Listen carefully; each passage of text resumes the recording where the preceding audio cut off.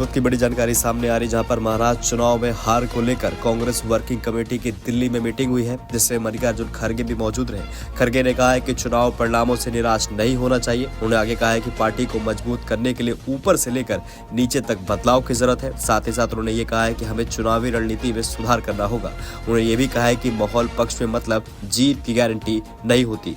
कांग्रेस अध्यक्ष ने बैठक में एक बार फिर ईवीएम पर सवाल उठाया है। उन्होंने कहा है कि ईवीएम ने चुनाव प्रक्रिया को संदिग्ध बना दिया है। साथ ही साथ उन्होंने कहा है कि चुनाव आयोग को स्वतंत्र और निष्पक्ष चुनाव सुनिश्चित करना चाहिए।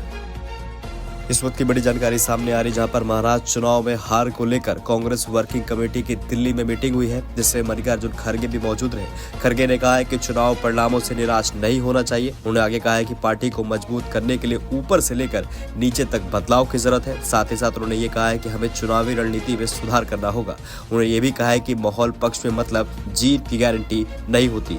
कांग्रेस अध्यक्ष ने बैठक में एक बार फिर ईवीएम पर सवाल उठाया है। उन्होंने कहा है कि ईवीएम ने चुनाव प्रक्रिया को संदिग्ध बना दिया है। साथ ही साथ उन्होंने कहा है कि चुनाव आयोग को स्वतंत्र और निष्पक्ष चुनाव सुनिश्चित करना चाहिए।